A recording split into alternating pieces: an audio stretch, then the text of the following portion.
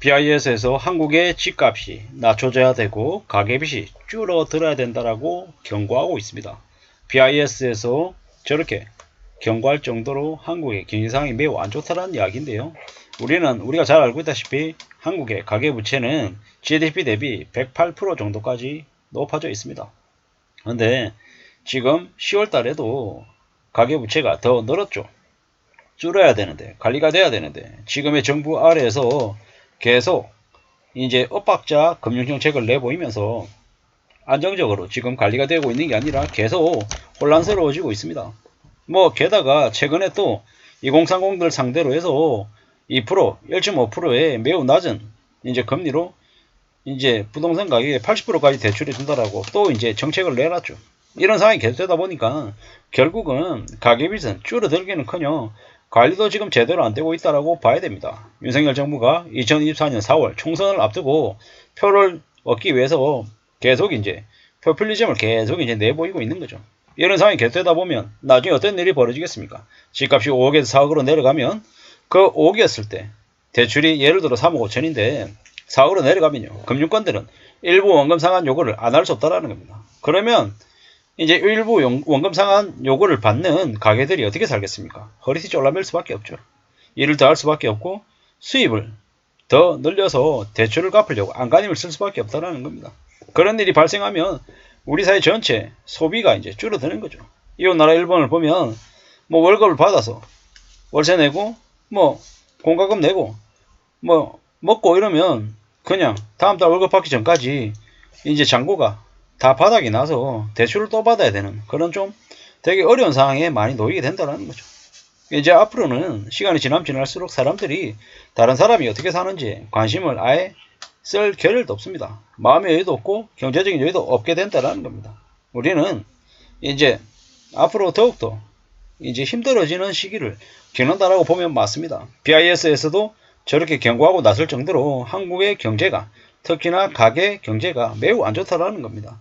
언제든 어떤 식으로든 이제 많은이들이 몰락하고 무너지고 망가질 수밖에 없다는 겁니다. 최근에 고소득 중산층들이 투기를 너무 많이 해서 3채, 5채, 7채, 10채 무지하게 많이 사댔다라고 합니다. 저희 지인도 불과 1년 전만 해도 가지고 있는 집의 개수가 10채, 지금은 많이 정리해서 5채로 줄였다고는 하지만 그래도 여전히 많죠. 그런 얘기들을 많이 하더라고요. 고소득 중산층, 그러니까 의사든 교사든 공무원이든 공기업이든 연구원이든 이런 사람들이 대거 이번에 집을 100만 채 가까이를 사들였답니다. 부자가 되겠다라고 이제 그런 결정들을 한 건데 결국에는요.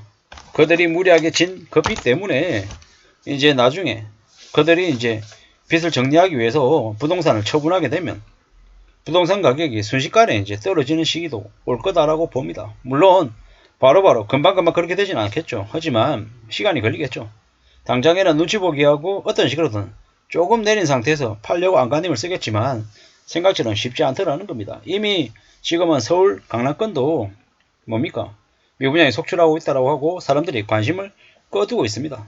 이렇게 우리가 살아가는 것, 특히나 부동산을 사고 파는 건 평생에 있어서 손에 꼽힐 정도로 몇 번 안 되는 아주 드문 결정이죠. 그렇기 때문에 섣불리 쉽게 판단해서는 안 되고 여러모로 따져보고 아주 신중하게 또 신중하게 결정을 해도 과하지 않다라고 말씀을 드립니다. 왜냐 이제 유튜브나 전문가라고 하는 이들은 집을 사놓으면 금방 집값이 올라가지고 금방 부자가 되고 이렇게 살 것처럼 얘기하지만 현실은 그렇지 못하다라는 겁니다. 우리가 참 아이러니한 건요. 직장만 다니고 아무것도 안 하는 게 더 잘 지내는 길이랍니다. 재테크다, 부동산이다, 주식이다 라고 설쳐대고 떠들어대는 사람들의 인생이 되려 더 망가지고 무너지더라는 겁니다. 아이러니하죠. 진짜 조심하고 보수적으로 사는 게 훨씬 더 삶을 지키는 길이더라는 겁니다.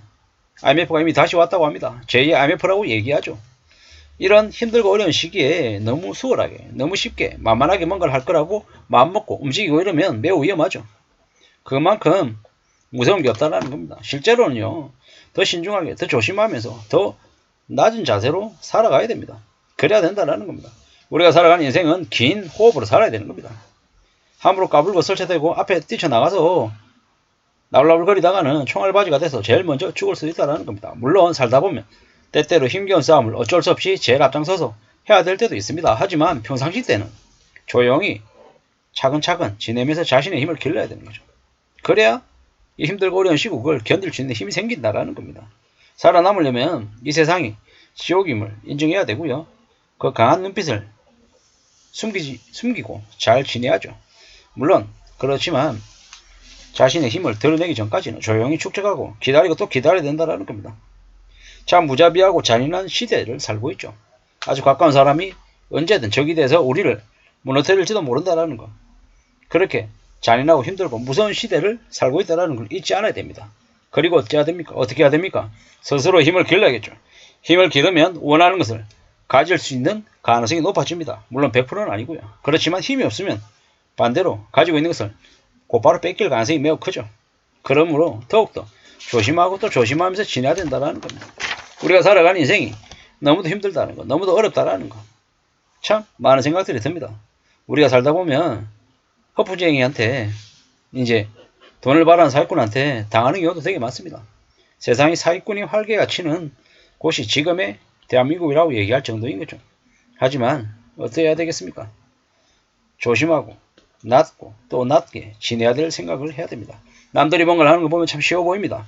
근데 막상 내가 해보면 안 쉽죠. 마음고생도 많이 하고요. 순식간에 돈 버는 것도 없고 계속 기다리는 것도 어렵고요. 근데 마음을 단단히 먹고 아주 멀리 내다보고 기다리고 또 기다릴 수 있는 그런 자세가 필요한 것 같습니다. 세상에 별의별 인간들이 다 있습니다. 상상을 초월하는 엄청난 일들이 앞으로 계속 벌어집니다. 뭐 서울에 새마을 금고 120곳이 적자라고 얘기합니다. 1인당 1억 손실 이상이라고 한답니다. 자본금이 사실상 바닥이 난 새마을 금고죠. 사실상 파산 지경이다라고 봐야 되는 거죠. 그런데도 언론에서는 자세하게 얘기 나오지 않습니다. 새마을 금고 부실이 터지면 정부 보정이 되겠습니까? 힘들다라고 봐야 되는 거죠. 앞으로 엄청난 일들이 벌어질 것입니다. 그 충격들이 한번 시작되면 그냥 4, 5년은 지속된다라고 보면 맞습니다. 사상 최대의 경매 대란이 벌어지고 있고 지금 2012년, 13년하고 비슷하다라는 얘기들도 많습니다. 어떻게 되겠습니까? 지금 시간이 점점 지나면 지날수록요. 2024, 25, 26, 27, 28이 13, 14, 15, 16하고 비슷할 것 같다라는 생각이 더더욱 듭니다. 2015년, 16년에 경매로 산 사람들은 3, 4배를 벌었다고 하죠. 근데 반대로요.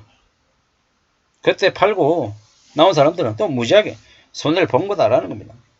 경기가 불황일 때는 아무리 싸도 시세보다 싸도 살 사람이 없는 거죠.